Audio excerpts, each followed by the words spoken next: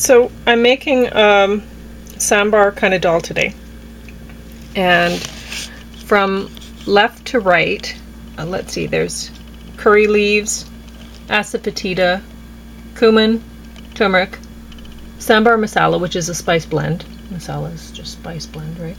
And some mustard and black pepper and sea salt, and tamarind paste down here. And as you can tell, I've sprouted my lentils. Why I've done this is because the carbohydrate content goes way down when you sprout seeds, because the whole purpose of the seed containing the carbohydrate is so that the seed has energy to sprout, so that it can grow, because it won't have energy from the sun while it's underground, right? So if you think about it, and you're hardcore paleo and you're like, oh, well, I can't have carbs because I don't want to gain weight and all this other stuff that you're blaming on carbs. Well, you can still have sprouted beans and lentils just great, because you're removing a lot of the carbs when you're sprouting them. So, and if you want to remove more, just sprout them for longer. It's really very easy. So I've also put in some yam. It's mostly yam in here, and tomato. I mixed a few different kinds of tomatoes, so there was some orange and some red. Mostly grape kind of tomatoes, but whatever. And I removed the seeds and all that, so it'd be so I could save the seeds. And the juice is in there, and I've also put some ginger juice, maybe about maybe 2 teaspoons or more, maybe 2 tablespoons worth of ginger juice in here. Now you'll notice with my curries and such, I usually just use prepared mustard. Well, I can get some pretty good prepared mustard, and when you look at the ingredient list,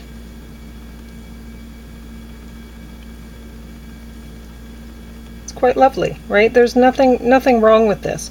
So I often just use that, and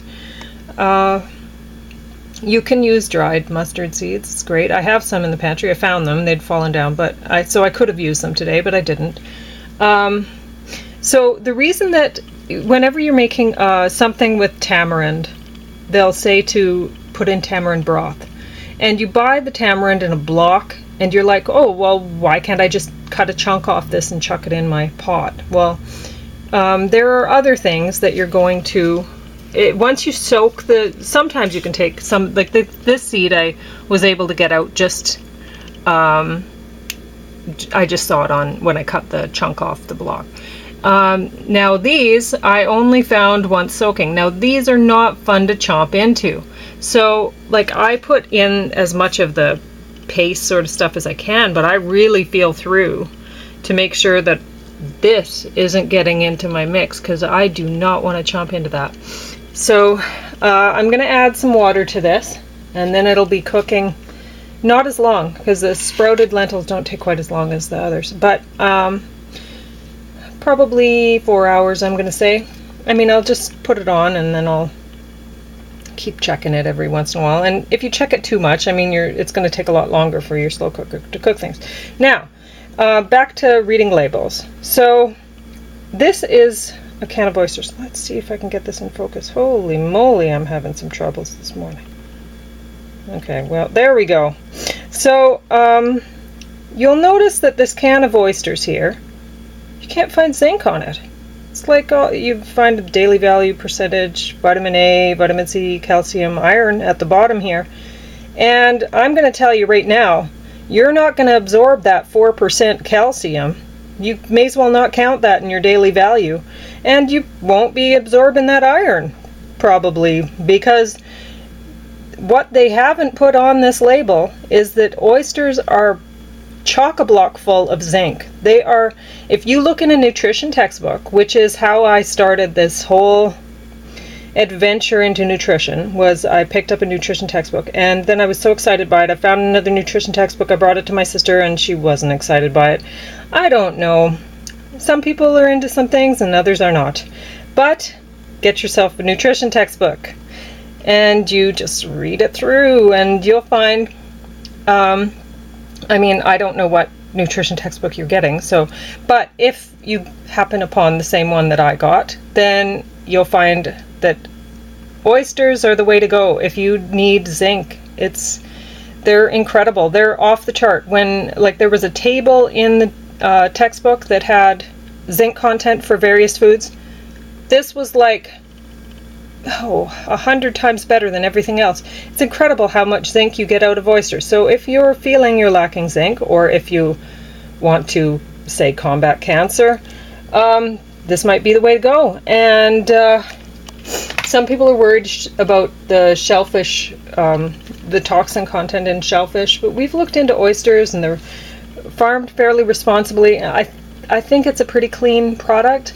And I mean, if you are worried about the toxicity level of your foods like that, then go on a detox every now and then.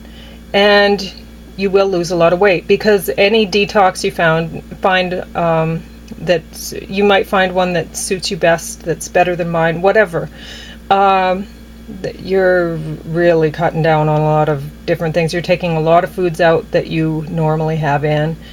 And so yeah, it's you do end up losing weight while you're on a detox. I don't think anybody could gain weight on a detox. But anyway, everybody should go on a detox every now and then, as far as I'm concerned. And everybody needs to go on an elimination diet at least once in their life. And you have to keep a food journal. You have to figure out what you actually have sensitivities to. Because if you don't, you're just going to continue on with problems. So now this is clams, nutrition label for clams. Now I'm not going to eat the oysters or the clams, but James probably will.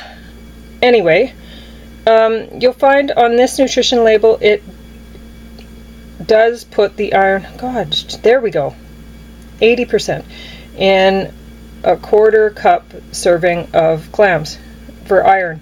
And when I looked at what the best source of iron was, it was clams.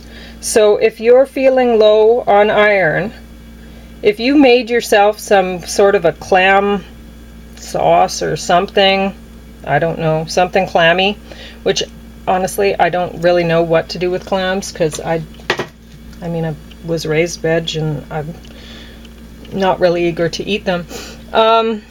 But I did pick them when I lived in PEI along the beach. I'd go out every morning and pick clams and bring them home to my dad, and he'd eat them because he was pescatarian. And then my mom taught me how clams died when they were cooked, and she made me watch the whole experience. And I didn't want to pick clams anymore, and Dad didn't really want to eat clams anymore. And anyway, so that's clams. So if you need some iron and you're not opposed to clams, cast iron frying pan, cooking clam whatever in it, and you're sure to have enough iron